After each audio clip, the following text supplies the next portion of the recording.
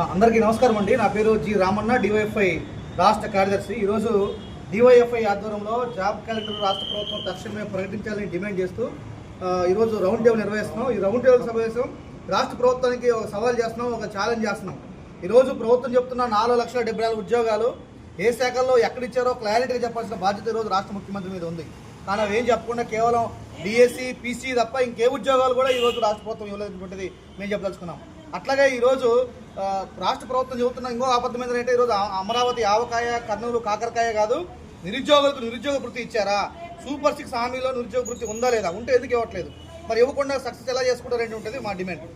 అట్లాగే ఈరోజు వయోపరిమితి రెగ్యులర్ నోటిఫికేషన్ లేక దాదాపు 10 ఏళ్ల నుంచి గట్టిగా ఒక్క నోటిఫికేషన్ లేదు. ఈ నేపథ్యంలో వయోపరిమితి 48 ఏళ్లకు ప్రతి కాంపిటేటివ్ ఎగ్జామ్స్కి ఇవ్వాలనేటువంటిది మా 3వ డిమాండు. అట్లాగే స్పెషల్ డిఎస్సి ఏదైతే ఉందో దాదాపు 2,600 ఉద్యోగాలకు ఈ స్పెషల్ డిఎస్సి నోటిఫికేషన్ ఇవ్వాలనేటువంటిది మా 4వ డిమాండు. అట్లాగే లైబ్రరీ పోస్ట్ కూడా ఖాళీగా ఉన్నాయి. లైబ్రరీ పోస్ట్ ఏమి భర్తీ లే.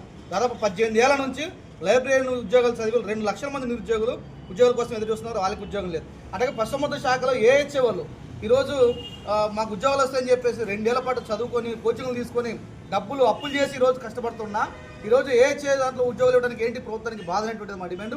ఈ నేపథ్యంలో అట్లాగే పోలీస్ కానిస్టేబుల్లో 15,000 పైగా ఖాళీ అని చెప్పేసి హోంమంత్రి గారు చెప్పారు. గత ప్రభుత్వం ఇచ్చిన 6,000 మంది ఉద్యోగాలు తప్ప మీరు ఏదన్నా పీసీ ఉద్యోగం నోటిఫికేషన్ ఇచ్చారనేది మా ప్రశ్న. అందుకని మొత్తం ఈ ఖాళీల విషయం మీద రాష్ట్ర ప్రభుత్వంతో తాడోపేడో తేల్చుకోవడానికి డివైఎఫ్ఐ సమాయత్తం కాబోతుంది. ఫిబ్రవరి 15లో కనుక రాష్ట్ర ప్రభుత్వం ఈ ఖాళీల మీద శ్వేతపత్రం విడుదల చేసి నోటిఫికేషన్ మీద స్పష్టత ఇవ్వకపోతే, జాబ్ క్యాలెండర్ ప్రకటించకపోతే రాష్ట్రంలో రణరంగంగా మార్చే ప్రమాదం కూడా ఉంది. నిరుద్యోగ యువత ఖచ్చితంగా నివురుగప్పిన నిత్తులుగా పెద్ద ఎత్తున పోరాటానికి కూడా యువత సిద్ధంగా కాబోతుందని చెప్పేసి ఈ ప్రభుత్వానికి హెచ్చరిక చేస్తున్నాం.